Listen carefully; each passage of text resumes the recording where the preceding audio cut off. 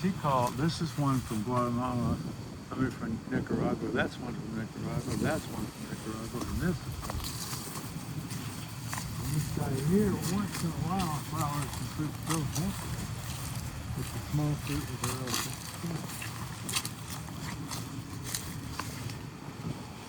We could do a video of all of this. Anyway, let's stick with the... Dan, you and Marcel are going to work on that? In the tank? Yeah, we want to show you.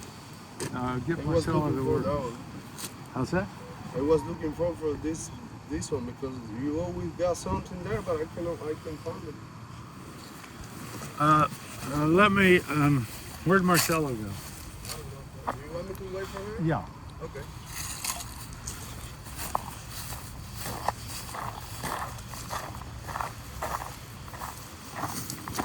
I don't know why Marcelo always thinks he can just tell everybody else to do something like they know what to do. That's one thing you want to be very careful. All right, Gary. Well, oh wait just a minute. I'm trying to figure out what I want to say.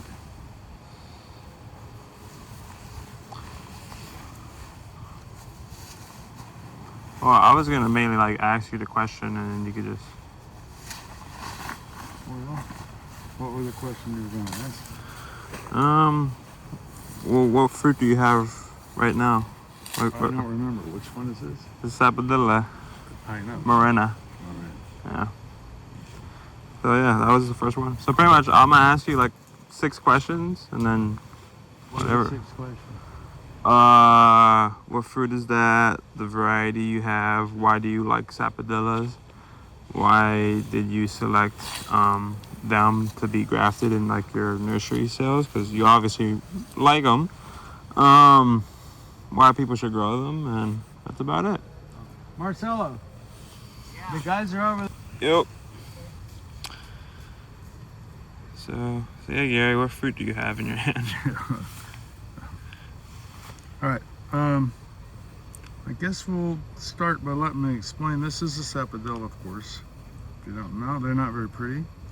One of the first questions people ask about is when you pick it. It's really hard to tell. Generally, as they on the tree longer, the powdery stuff that's on them, like you'll see on some of these younger fruit, like here. You see, this is a really young fruit. You see, it's got all this rough stuff all over it.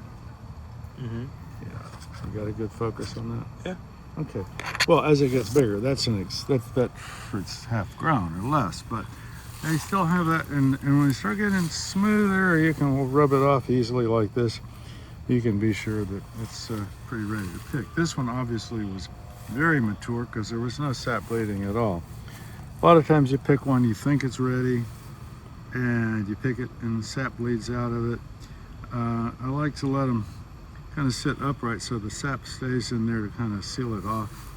Usually they ripen up pretty good anyway, especially if you've been growing them, have them in your yard a while and you know what size it ought to be, and take a look at them like that. Anyway, this one is called, what did we say, Marcel? Morená. Morená, yeah. Obviously was picked at a good site. This is one originally from the Yucatán, Mexico.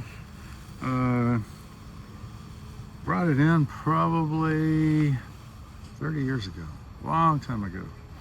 And there's quite a bit of interest in sapodillas and other fruit trees down in that part of Mexico. Anyway, this is one that's especially large and good quality, interesting color, not too many seeds, and good quality to eat. These things are one of the more exotic of the fruit trees, and that you don't see a lot of them around. I have a couple in my yard that the animals really love, climb up in the trees. Over here we have a little better luck. Right behind me here is the tree these fruit came off of. They can get quite large, but you can keep them pruned back and get some good size on them. There's some other varieties that stay quite dwarf. Cy wood, one called macaque from Hawaii, Alana, yeah, thanks. And they sell a little bit smaller, the fruit are smaller. This one is quite a large fruit. We have a couple of them that get quite big. Specialize in tropical fruit, and that's a tropical fruit that I think is worth growing, and it's fairly easy to grow here in Florida. They're quite salt tolerant, the root systems, and they'll take at least as much cold as a mango, and they're a very good fruit. In fact, I understand in some places they sell for an outrageous price, like $10 a pound and stuff like that. So this is one of the larger ones. I don't know that you'd want to grow this big of a fruit commercially. There's some others that are very productive that are a little bit smaller fruit.